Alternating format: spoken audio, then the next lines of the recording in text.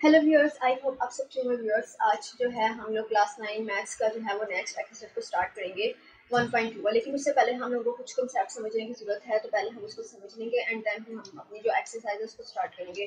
तो सबसे पहले तो अगर आप यहाँ पे देखें, यहाँ पे लिखा है टाइप्स ऑफ मैट्रिसेस। अब यहाँ पे सबसे पहले तो हम लोगों ने जो है मैट्रिसेस की टाइप्स देखनी है कौन कौन सी है और उसका जो कंसेप्ट है उसको क्लियर करना है ताकि हम अपनी एक्सरसाइज को जो है वो सॉल्व कर सकें। सबसे पहले यहाँ पे लिखा है रो मैट्रिक्स। अब हमारे पास रो मैट्रिक्स क्या, matrix is called row matrix if it has only one row. अगर आप यहाँ पे देखें तो हमारे पास एक ही रो है, यहाँ पे R1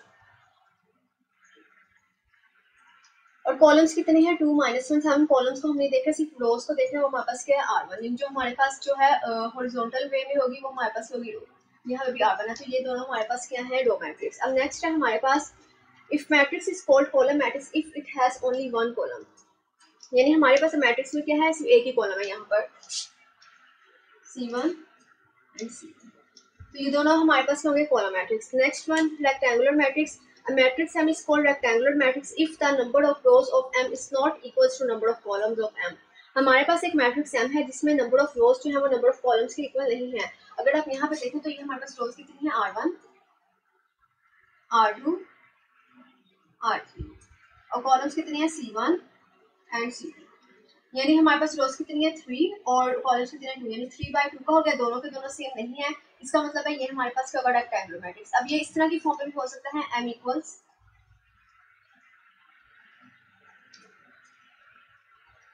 अब यहाँ पे भी अगर आप देखें तो R1 R2 टू रोज है, C1 C2 एंड C3।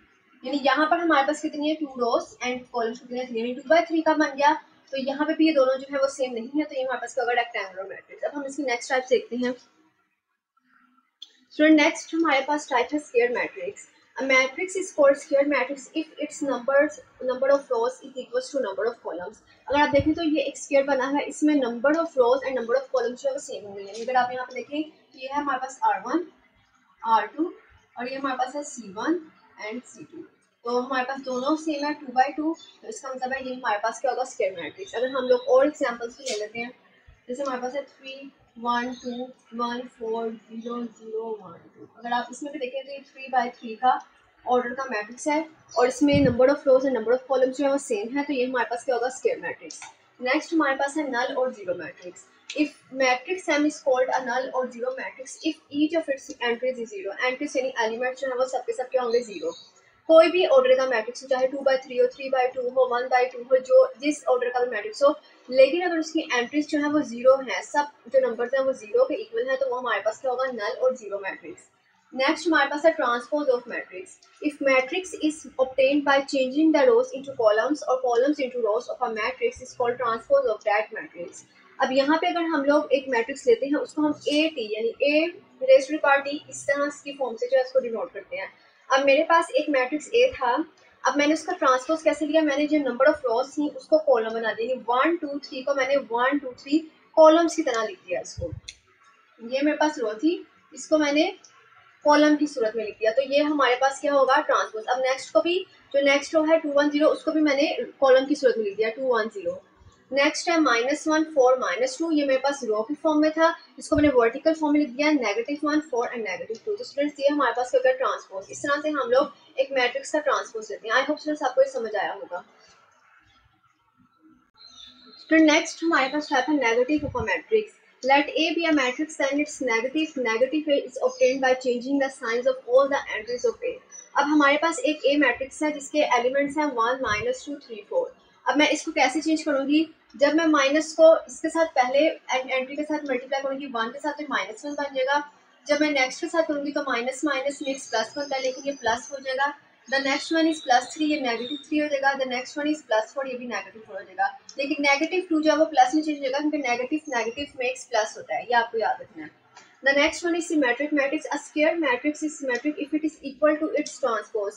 यानी अगर हमारे पास एक मैट्रिक्स है, अगर हम उसका ट्रांसपोज लेते हैं, यानी हम नंबर ऑफ रोज को कॉलम्स में चेंज करते हैं, तो हमारे पास अगेन वही वाला मैट्रिक्स ओरिजिनल मैट्रिक्स आ जाएगा। तो ये हमारे पास क्या होता है सिमेट्रिक मैट्रिक्स। अगर आप देखें एम के एलिमेंट्स है 1 2 3 2 -1 4 3 4 0। अब ये मेरे पास रो है, अगर मैं इसको कॉलम में चेंज करती हूँ 1 2 3 को 1 2 3 कॉलम में चेंज किया, 2 -1 4 को 2 -1 4 में चेंज किया, 3 4 0 को 3 4 0 में चेंज किया, उसका ट्रांसपोज जो है मेरे पास वो ओरिजिनल मैट्रिक्स से इक्वल आ गया, यानी m इक्वल्स m ट्रांसपोज। तो ये मेरे पास क्या होगा, ये मेरे पास सिमेट्रिक मैट्रिक्स होगा।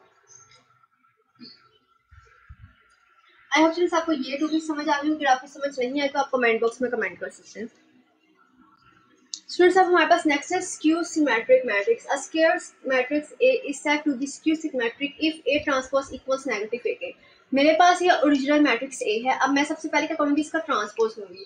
अब मैं यहाँ पे इसका ट्रांसपोज लेने लगी हूँ, यानी नंबर ऑफ रोज को मैं कॉलम्स में चेंज कर दूंगी। 0 2 3 को 0 2 3, देन -2 0 1 एंड देन -3 -1 एंड 0। ये मैंने क्या ले लिया, इसका ट्रांसपोज। अब ये इसका ट्रांसपोज लेने के बाद अगर मैं इसको जो है देखती हूँ, चेक करती हूँ इसको।